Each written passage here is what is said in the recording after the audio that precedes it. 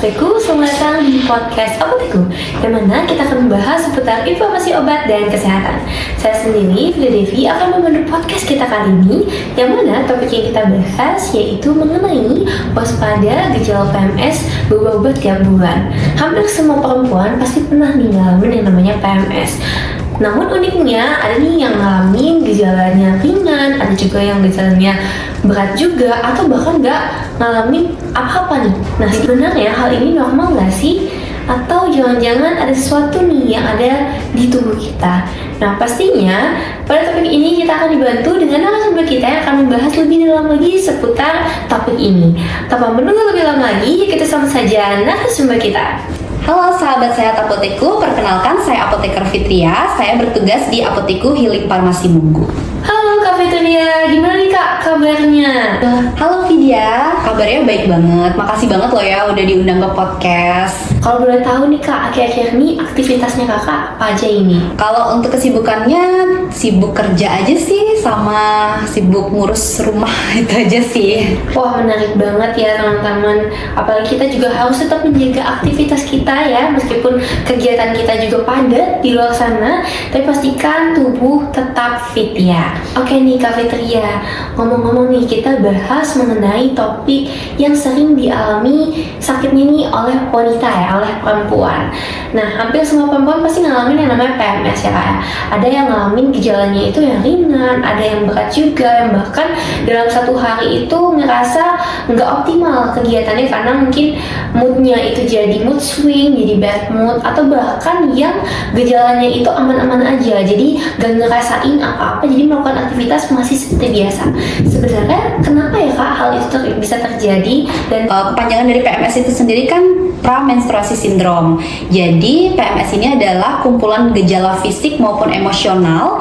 Biasanya tuh muncul 1-2 minggu sebelum menstruasi. Nah, dan biasanya gejala PMS ini akan hilang pada saat menstruasi itu dimulai, dan pada saat menstruasi itu berakhir biasanya gejala PMS ini akan hilang dengan sendirinya. oh gitu ya Kak, berarti memang setiap perempuan itu pasti memiliki gejalanya yang berbeda-beda.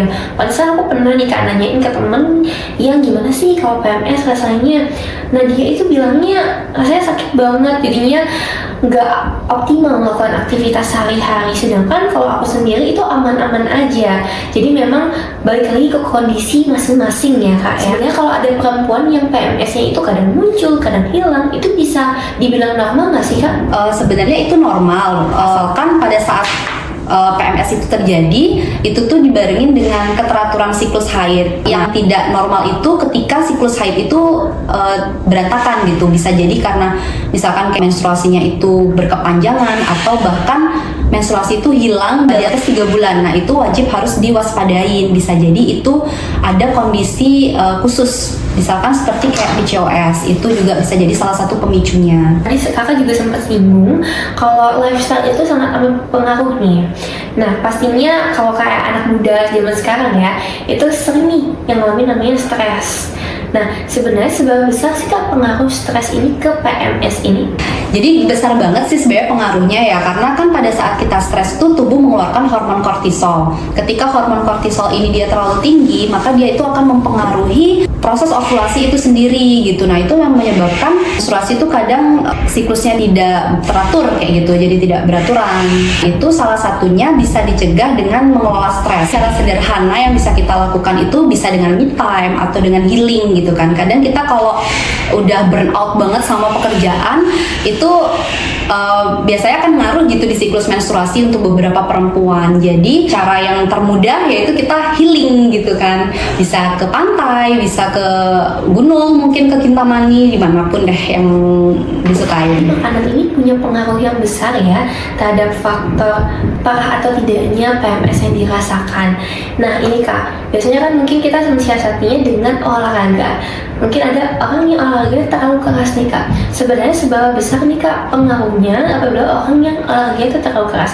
Apakah berdampak buruk dengan kondisi PMS-nya atau bagaimana Kak? Kalau misalkan olahraga ini sih sebenarnya kalau olahraga itu kan baik ya, cuman kalau sesuatu yang berlebihan itu kan sebenarnya nggak baik juga gitu. Nah kalau olahraga yang terlalu keras itu juga dia akan mempengaruhi proses ovulasi ini sendiri gitu. Nah itu juga kadang akan membuat siklus haid ini menjadi berantakan kalau misalkan kita olahraga yang terlalu berat.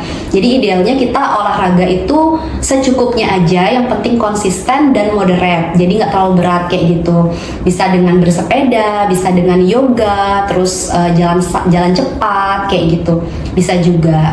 Oke, ternyata banyak juga ya faktor yang mempengaruhi PMS itu semakin parah, seperti lifestyle-nya, begadang, stresnya, atau bahkan dengan olahraga terlalu keras itu juga berefek yang negatif nih dengan kondisi PMS-nya. Kalau dari sisi medisnya Kak, kenapa sih seseorang bisa merasakan PMS dengan gejala yang parah? Kalau secara medis itu bisa jadi tuh karena PCOS ya yang pertama. Jadi PCOS itu sendiri dia menyebabkan siklusnya itu menjadi berantakan kayak gitu. Karena kan ada kondisi medis tertentu. Kemudian pil KB juga bisa, atau KB hormonal. Kadang di beberapa perempuan kalau KB hormonal ini dia bisa mengurangi gejala dari PMS itu sendiri. Tapi ada beberapa perempuan juga bahkan kalau misalkan minum pil KB itu dia PMS-nya tuh menjadi makin berat kayak gitu. Jadi sebenarnya tergantung kondisi fisik masing-masing sih jadinya. Wah, memang setiap orang itu memiliki gejalanya yang berbeda-beda ya Kak ya, sesuai dengan kondisi tubuhnya masing-masing. Nah, kapan nih Kak waktu yang tepat kita bisa membedakan mana PMS yang dengan gejala yang ringan, gejala biasa, atau yang memang harus dikonsultasikan ke dokter nih?